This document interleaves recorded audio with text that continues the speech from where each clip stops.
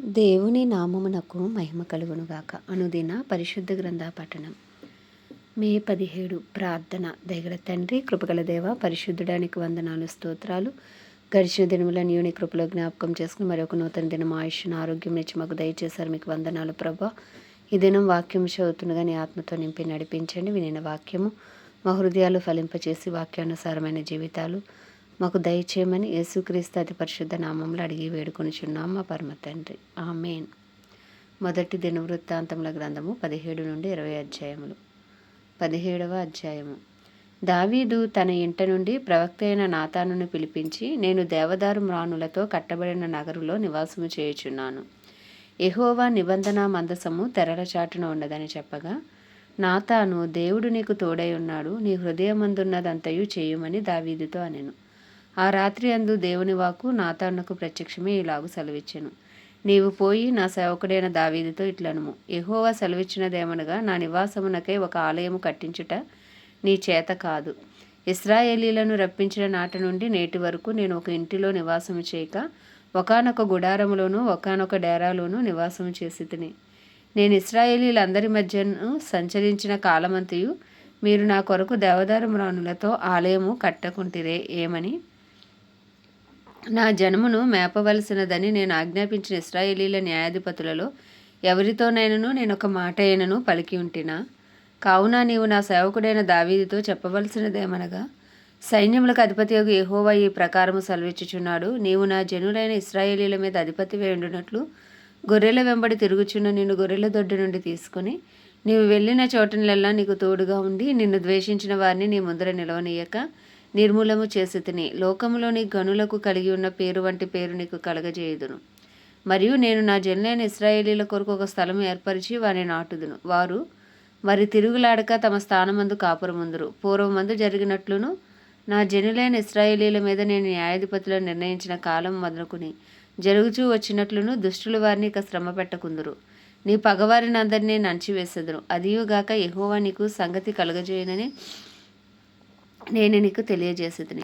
నీ జీవిత దినములు తీరి నీ పితరుల యొద్దకు నీవు చేరినప్పుడు నీ కుమారుల వలన కలుగు నీ సంతతిని నేను స్థాపన చేసి అతని రాజ్యమును స్థిరపరచెదను.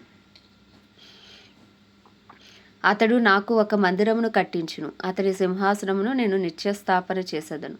నేను అతనికి తండ్రినై ఉండును, అతడు నా కుమారుడై ఉండును. నీకంటే ముందుగా ఉన్నవానికి నా కృపను నేను చూపక మానినట్లు అతనికి నేను నా కృపను చూపక మానను. నా మందిరమందును నా రాజ్యమందును నేను నిత్యము అతని స్థిరపరిచేదను. అతని సింహాసనము ఎన్నటికి స్థిరంగా ఉండునని అతనికి తెలియజేయము. నాతాను తనకు ప్రత్యక్షమైన దాన్ని బట్టి ఈ మాటలన్నింటినీ దావీదునకు తెలియజేయగా, రాజైన దావీదు వచ్చి యెహోవా సన్నిధిని కూర్చుండి ఇలాగ మనవి చేసెను. దేవా యెహోవా, నీవు నన్ను ఇంత హెచ్చులోనికి తెచ్చుటకు నేను ఎంతటి వాడను? నా ఇల్లు ఏమాత్రపుది? దేవా, ఇది నీ దృష్టికి స్వల్ప విషయమే. దేవా యెహోవా, నీవు రాబోవు బహుకాలం వరకు నీ సేవకుని సంతతిని గూర్చి సెలవిచ్చి మనుష్యునితో మనుష్యుడు మాట్లాడునట్లు దయపాలించి నాతో మాట్లాడి నా సంతతి ఘనత చెందునని మాట ఇచ్చి ఉన్నావు.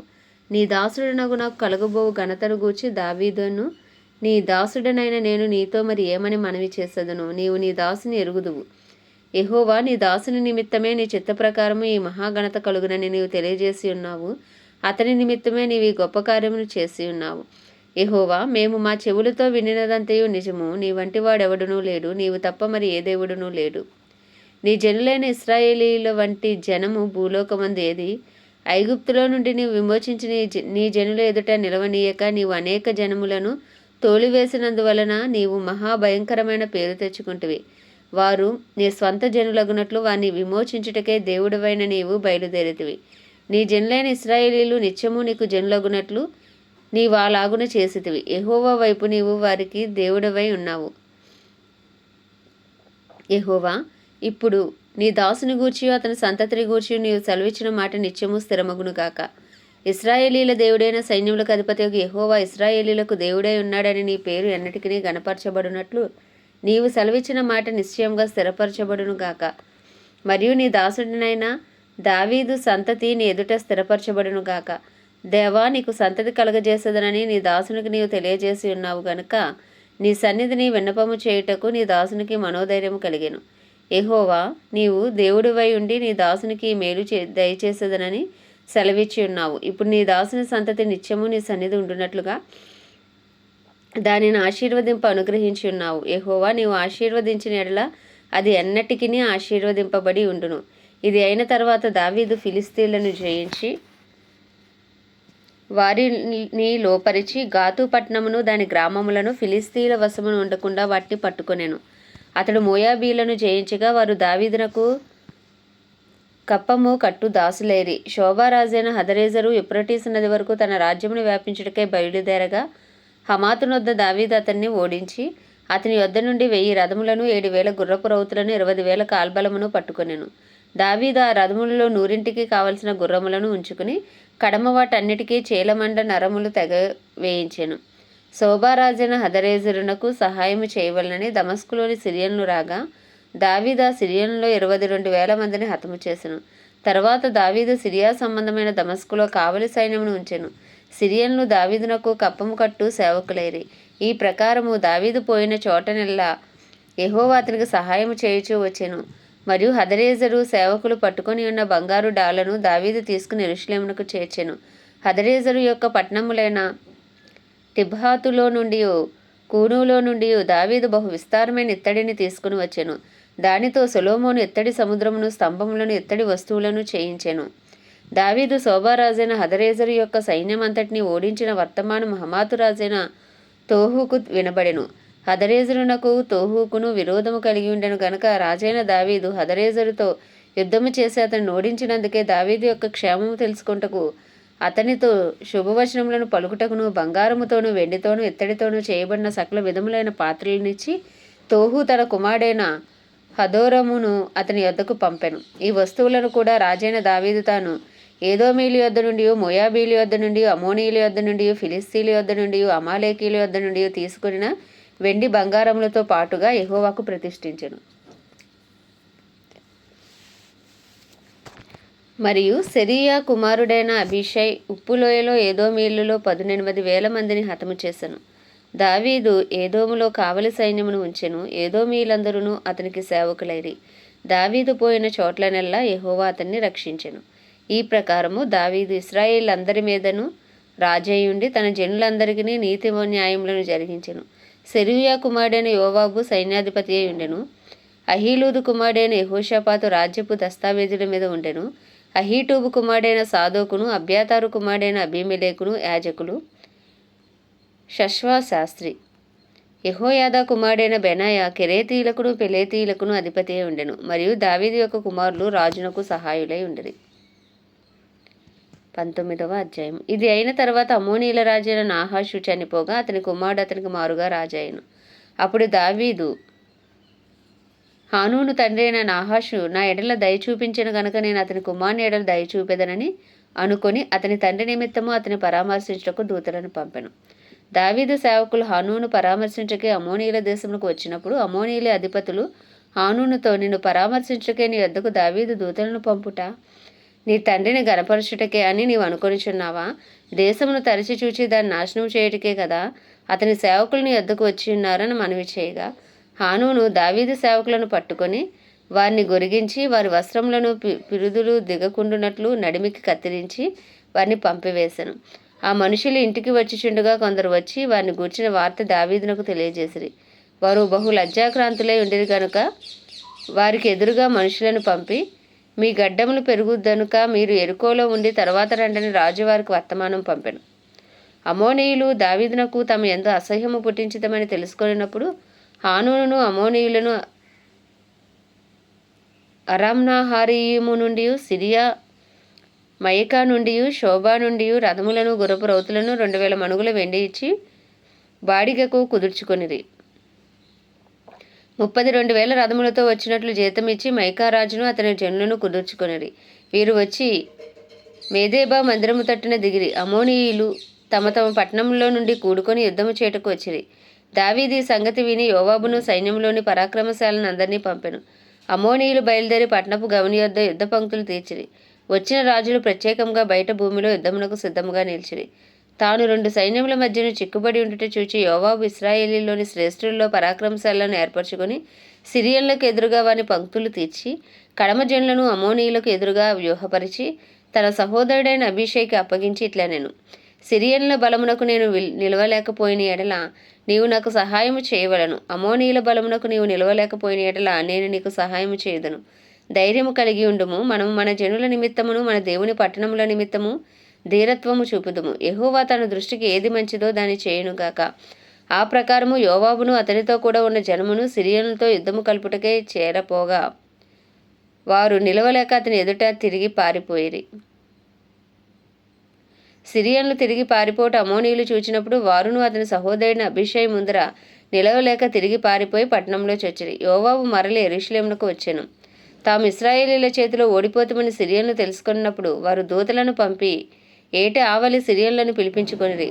హదరేజరు యొక్క సైన్యాధిపతి అయిన షోపకు వారికి నాయకుడాయను. దావీదు ఆ సంగతి తెలుసుకుని ఇశ్రాయేలునందరినీ సమకూర్చి యోర్దాను దాటి వారికి ఎదురుపడి వారి ఎదుట సైన్యములను వ్యూహపరిచెను. దావీదు సిరియన్లకు ఎదురుగా సైన్యములను పంక్తులు తీర్చినప్పుడు వారు అతనితో యుద్ధము చేసిరి. అయితే సిరియన్లు ఇశ్రాయేలీల ఎదుట నిలవక తిరిగి పారిపోయిరి. దావీదు సిరియన్లో 7,000 రథికులను 40,000 కాల్బలమును హతము చేసి సైన్యాధిపతి అయిన షోపకును చంపివేశను. తాము ఇశ్రాయేలీల చేతిలో ఓడిపోతామని హదరేజరు యొక్క సేవకులు తెలుసుకొనినప్పుడు వారు దావీదుతో సమాధానపడి అతనికి సేవకులైరి. అంతటి నుండి సిరియన్లు అమోనీయులకు సహాయము చేయుటకు మనస్సు లేక ఉండిరి.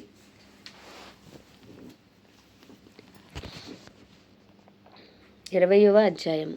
మరుసటి ఏటా రాజులు యుద్ధమునకు బయలుదేరు కాలమున యోవాబు సైన్యములో శూరులైన వారిని సమకూర్చి అమోనీయుల దేశమును పాడు చేసి వచ్చి రబ్బాకు ముట్టడి వేశను. దావీదు యెరూషలేములోనే ఉండగా యోవాబు రబ్బాను ఓడించి జనులను హతము చేశాను. దావీదు వచ్చి వారి రాజు తల మీదనున్న కిరీటమును తీసుకొనెను. దాని ఎత్తు 2 మణుగుల బంగారము, అందులో రత్నములు చెక్కి ఉండెను. దానిని దావీదు ధరించెను. మరియు అతడు బహు విస్తారమైన కొల్లసొమ్ము పట్టణంలో నుండి తీసుకొని పోయెను. దాని అందున్న జనులను అతడు వెలుపలికి కొనిపోయి వారిలో కొందరిని రంపములతో కోయించెను, కొందరిని ఇనుపదండలతో చీరించెను, కొందరిని గొడ్డళ్లతో నరికించెను. ఈ ప్రకారం అతడు అమోనీయుల పట్టణములన్నిటిని చేసెను. అంతటా దావీదును జనులందరూ యెరూషలేమునకు తిరిగి వచ్చిరి. అటు తర్వాత గెజేరులో ఉన్న ఫిలిస్తీన్లతో యుద్ధము కలగగా హూషాతీయుడైన సిబ్బెకై రెఫాయీల సంతతివాడగు సిప్పై అను ఒకని హతము చేసెను. అందువలన ఫిలిస్తీన్లు లొంగుబాటునకు తేబడిరి. మరలా ఫిలిస్తీన్లతో యుద్ధము జరగగా యాయిరు కుమారుడైన ఎల్హానాను గిత్తీయుడైన గొల్యాతు సహోదరుడు లహ్మీని చంపెను. వాని ఈట నేతగాని ధోని అంత పెద్దది. మరలా గాతులో యుద్ధము జరిగను. మంచి ఎత్తరియగు ఒకడు అచ్చట ఉండెను. వానికి చేతికి కాలికి 6 చొప్పున 24 వేళ్లుండెను. వాడు రెఫాయీల సంతతివాడు. వాడు ఇశ్రాయేలీలను దూషింపగా దావీదు సహోదరుడైన షిమ్యాకు పుట్టిన యోనాతాను వాని చంపెను. గాతులో ఉన్న రెఫాయీల సంతతి వారగు వీరు దావీదు చేతను అతని సేవకుల చేతను హతులైరి. ఆమేన్. దేవుడి పరిశుద్ధ వాక్యం మన వినికిడిలో దీవించునుగాక. ప్రార్థన. దయగల తండ్రి, కృపగల దేవ, పరిశుద్ధుడా, నీకు వందనాలు, స్తోత్రాలు. సైన్యములకు అధిపతి, రోషము గల దేవ, నీకే స్తుతి స్తోత్రం. ఆది అంతమునైన దేవ, అల్ఫా ఒమేగా అయిన దేవ, నిన్న నేడు రేపు ఏకరీతిగా ఉండే దేవ, నీకే స్తుతులు స్తోత్రాలు. ప్రభువా, తండ్రితో కూడా ఉండటం విడిచిపెట్టకూడని భాగ్యమైనప్పటికీ మా కొరకు రిక్తునిగా భూమి మీదకు వచ్చి రక్తము చిందించి ప్రాణం పెట్టిన దేవ, మా పాతాల వేదనలు మీరు అనుభవించారు. మీకు వందనాలు, స్తోత్రాలు. పునరుద్ధానుడై అయ్యా మా కొరకు తిరిగి లేచి నీ పునరుద్ధాన శక్తితో మమ్మల్ని నింపుచున్న దేవుడవు తండ్రి, నీకే స్తుతులు స్తోత్రాలు చెల్లించుకుంటున్నాం. మా ప్రాయశ్చిత్తార్థ బలిగా, సమాధానార్థ బలిగా, పాప పరిహారార్థ బలిగా మా కొరకు బలి అయిన దేవా, నీకే స్తుతులు స్తోత్రాలు చెల్లించుకుంటున్నాం. ప్రభువా, నీ అమూల్యమైన రక్తాన్ని, నీ నిష్కలంకమైన నిర్దోషమైన రక్తాన్ని హృదయకాలమున ఆశ్రయిస్తున్నాం. ప్రభువా, నీ రక్తమును బట్టి మిమ్మల్ని స్తుతిస్తున్నాం తండ్రి. నీకు వందనాలు.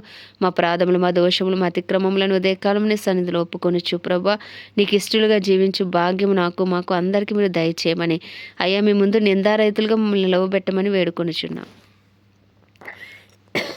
పరిశుద్ధాత్ముడానికి వందనాలు, స్తోత్రాలు.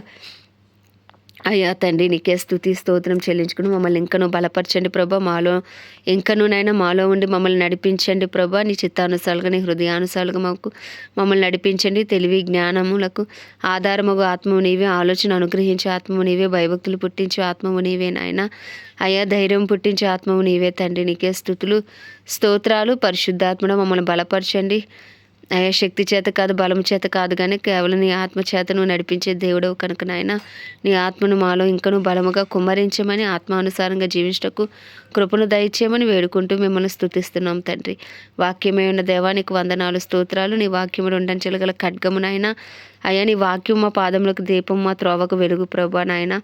వాక్యము ద్వారా మాతో మాట్లాడి మమ్మల్ని బలపరచండి అయా. దినదినము మీకు మరింత సమీపంగా వచ్చే కృపణ దయచేయండి. నీ ఆజ్ఞల్ని కట్టడలను అయా అనుసరిస్తూ నాయన నీ వాగ్దానాలు సొంతం చేసుకోవడానికి నీ కృపను మాకు అనుగ్రహించమని వేడుకొంచున్నాం. దేవాది దేవ, నా ప్రాణమై యెహోవాను సన్నుతించమని చేసిన ఉపకారంలో దేనిని మరవద్దన్నావు ప్రభు. ఉదయ కాలమున మీరు మా జీవితాల్లో చేసిన ప్రతి మేలును బట్టి, ఉపకారమును బట్టి, ఇచ్చిన ఆయుష్ను బట్టి, ఆరోగ్యమును బట్టి, క్షేమ స్థితిని బట్టి ప్రభు అయ్యా ఉదయకాలం మిమ్మల్ని స్తుతిస్తున్నాం నాయన. మేమేమై ఉన్నామో నీ దయ వలనే, నీ కృప వలనే, నీ కనికరం వలనే, నీ ప్రేమ వలనే ప్రభు నీకు వందనాలు. దినదినము మీరు చూపుతున్న ఉచితమైన మీ వాత్సల్యమును బట్టి మిమ్మల్ని స్తుతిస్తున్నాం ప్రభా. అయ్యా నీకే వందనాలు. ఉదయకాలం నీ కృప కొరకు వేడుకొనిచున్నాం ప్రభా. అయ్యా మాపై, మా కుటుంబాలపై, మా బిడ్డలపై, అయ్యా మా బంధువులపై, మా స్నేహితులపై, మా అందరిపై నీ కృప కలుగును గాక నాయన. రక్షణ లేని వారిపై కృప కలుగును గాక. మారు మనసు పశ్చాత్తాపము లేని వారిపై నీ కృప కలుగును గాక. అయ్యా వారి హృదయాలు తెరవబడును గాక. వారికి రక్షణ కలుగును గాక తండ్రి. అయ్యా మా పట్టణాన్ని జ్ఞాపకం చేసుకోండి, మా పట్టణాన్ని రక్షించండి నాయన. అయ్యా క్రైస్తవులందరినీ మీ హస్తాలకు చెప్పుకుంటున్నాం ప్రభు. అయ్యా క్రైస్తవులందరినీ నీ చిత్తానుసారులుగా, నీ హృదయానుసారులుగా, నీకు ఇష్టలుగా అయ్యా మీరు ఇంకనూ మార్చుకోండి ప్రభా నాయన. నీ రూపులోకి మీరు మార్చుకోండి ప్రభా నాయన. పరిశుద్ధాత్మను బలముగా క్రైస్తవం మీద కుమ్మరించండి, ప్రార్థనాత్మను కుమ్మరించండి ప్రభా నాయన. క్రైస్తవులందరూ నీకు మొదటి స్థానం ఇచ్చేలాగా కృపను మీరు అనుగ్రహించండి ప్రభా. అయ్యా అవును తండ్రి నాయన, మీరు తప్ప మాకు ఎవరున్నారు ప్రభా నాయన. అయ్యా తండ్రి ఈ లోకంనైనా, లోకంలో ఉన్న వాటినైనా ప్రేమించొద్దన్నావు తండ్రి నాయన. అయ్యగో మా గురి నీవై ఉండాలి ప్రభా నాయన. ఇక్కడైతే క్షణకాలం నాయన మా జీవితాలు ప్రభా నిత్య జీవం మీతో ఉండాలి కాబట్టి ప్రభా నాయన. అయ్యా తండ్రి మీ అడుగుజాడలో నడిచే కృపను మాకు దయచేయండి, నీకు ఇష్టలుగా నడిచే కృపను మాకు దయచేయండి ప్రభా. అయ్యా నీకే వందనాలు, స్తోత్రాలు, స్తుతులు చెల్లించుకుంటున్న దైవజనురాలు, సేవకురాలు అందరి కొరకు ప్రార్థిస్తున్నాం ప్రభా. అయ్యా నీ సేవ చేసిన ప్రతి బిడ్డని నువ్వు దర్శించు, బలపరచు, అభిషేకించు, వాడుకోనాయన. వారి అవసరతలన్నీ నీ మహిమేశ్వరంలో తీర్చండి. వారి ప్రార్థనకు జవాబు దయచేయమని వేడుకుంటున్నాం ప్రభా. అయ్యా నాయనగో సువార్థికులు నాయన ఎంతోమంది అయ్యా భయంకరమైన ప్రదేశాల్లో నాయన ప్రాణాలకు తెగించి చేస్తున్న ప్రతి సేవకుని మీరు బలపరచండి. వారి కుటుంబాల చుట్టూ రక్త కంచి వేయమని ప్రార్థిస్తున్నాం.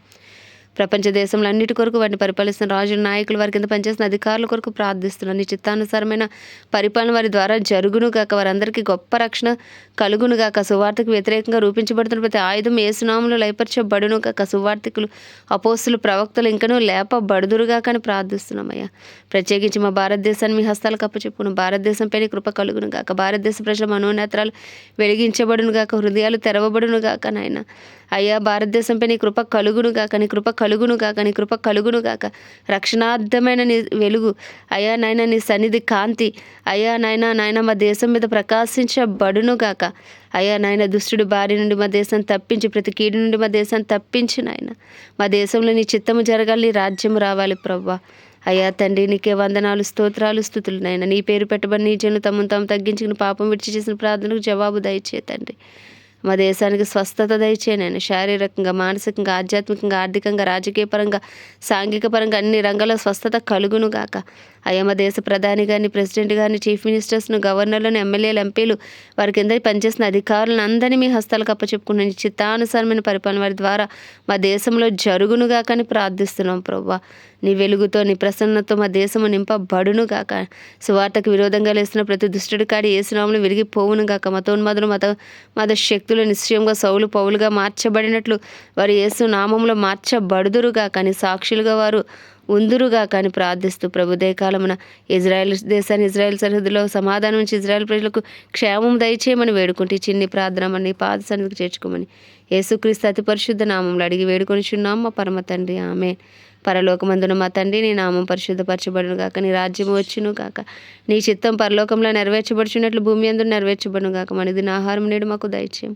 మా ఇలా అపరాధం చేసిన వాడిని మేము క్షమించిన ప్రకారం మా అపరాధం క్షమించి మమ్మల్ని శోధనలోకి తెక దుష్టుని బారి నుండి తప్పించము. ఎందుకంటే రాజ్యము, బలము, శక్తి, మహిమయు నీవై ఉన్నది, ఆమేన్. ప్రభు రక్తమే జయం, ప్రభు వాక్యమే విజయం, ప్రభు నామంలో సంపూర్ణ విజయం కలుగును గాక. ఆమేన్, ఆమేన్, ఆమేన్.